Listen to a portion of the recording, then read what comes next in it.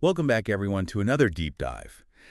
Today we're going back in time, taking you to 1978, Warren County, North Carolina. Ah, Warren County. Yeah, A fascinating and really kind of a foundational story in the environmental justice movement. absolutely. Yeah. And it all starts with this community that was chosen as the dumping ground hmm for tens of thousands of tons of toxic waste. Really just kind of set the stage for so much that came after. Yeah, and this isn't just any garbage. We're talking about PCBs here. Oh, yeah, PCBs. I mean, these are some of the nastiest chemicals out there, linked to cancer, all sorts of horrible health problems.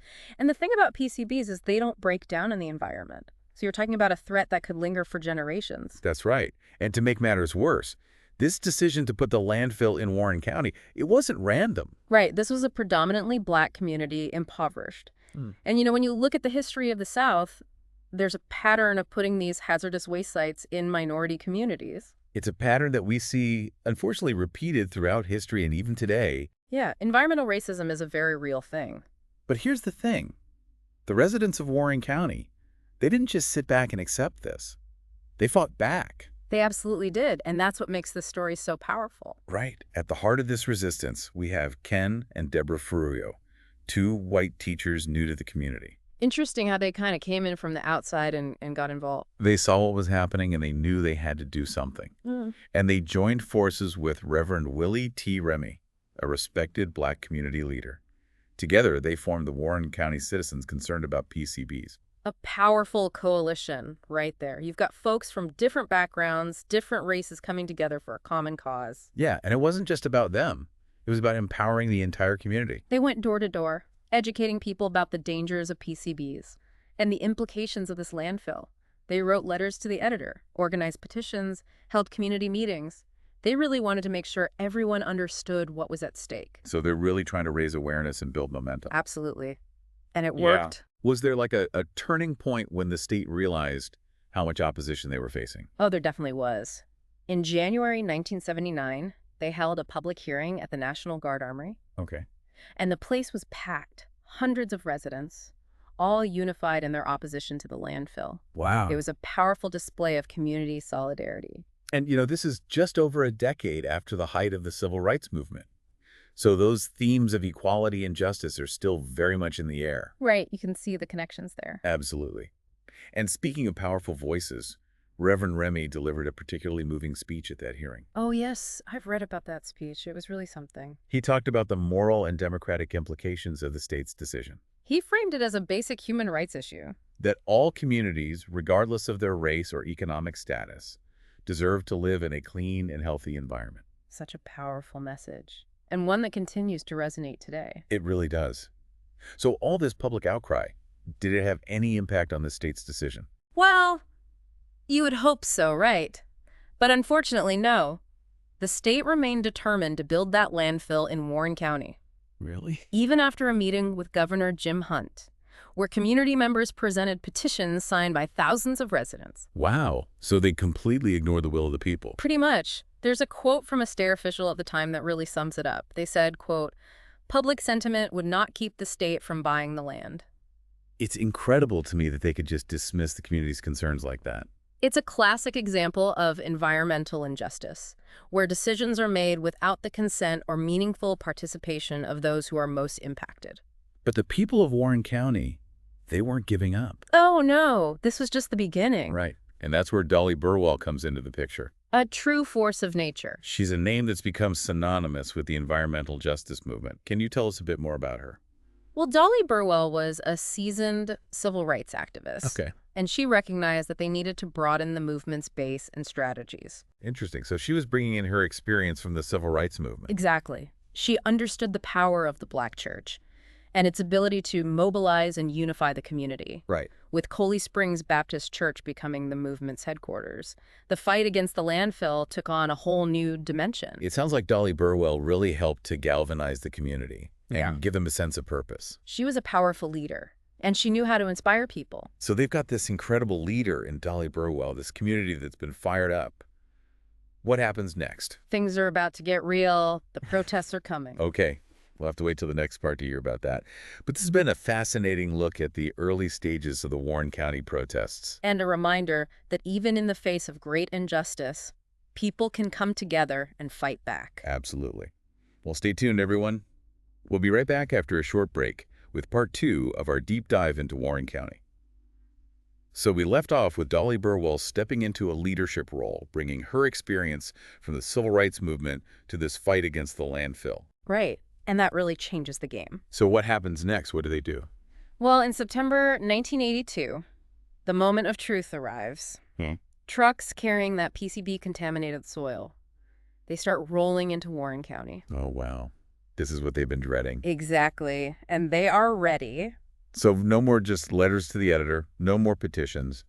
They're taking direct action now. Absolutely. Hundreds of people march from that Coley Springs Baptist Church singing freedom songs, just like during the civil rights movement. Wow. It's like history's rhyming. Right. You've got this powerful connection between the fight for civil rights and now this fight for environmental justice. Can you imagine being there, seeing those people marching towards those trucks filled with toxic waste? It must have been incredibly inspiring and, a little bit terrifying too, because they know what they're risking. What happens when they meet those trucks? They don't back down. Dolly Burwell, her 10-year-old daughter Kim, they're right there on the front lines blocking the trucks with their bodies. Wow, that's incredible bravery. And of course, they get arrested. Hundreds of people are arrested over the course of these protests. That sent a pretty powerful message. Yeah, they're willing to put everything on the line to protect their community. And this isn't just a local story anymore, All right? right. The whole country is watching. This is national news now. What was it about these protests that captured the nation's attention? Well, you have these really powerful images, especially the photo of young Kim Burwell being arrested, tears streaming down her face. Oh, wow. I can see why that would resonate with people. It really humanized the issue, Yeah. right? It's not just about abstract environmental policies. It's about real people, families, children, whose lives are being directly impacted. Yeah, that's hard to ignore. And it's not just the images. This is also when the term environmental racism starts to become more widely used. Oh, interesting. So the Warren County protests really helped to solidify that concept. Absolutely. The deliberate targeting of minority communities for hazardous waste disposal, polluting industries. It's finally being recognized and challenged on a national stage. So we have this groundswell of public support, national media attention, the term environmental racism gaining traction. Did any of this change the state's mind? Well, sadly, no. The landfill was built. Wow. It's a reminder that even the most powerful movements don't always achieve their immediate goals. So how do you measure success in a situation like this? Because the Warren County protests were a watershed moment. Even though they didn't stop the landfill, they sparked a movement. So what were some of the lasting impacts? Did things change in Warren County itself? They did. Following the protests, Warren County saw increased voter turnout and, more importantly, greater Black representation in local government. So they gained some political power. Exactly, which gave them a stronger voice in decision-making processes. That's an important victory. But the impact went far beyond Warren County. These protests inspired activism against environmental injustices all over the country. So Warren County became this sort of blueprint for other communities facing similar struggles. Exactly. It showed them how to organize, how to frame the issue, and how to connect these local struggles to a broader national conversation. So Warren County helped to give birth to the environmental justice movement. That's right. And that movement is still going strong today. It's amazing to think about how this small community in North Carolina had such a profound impact on the national environmental movement.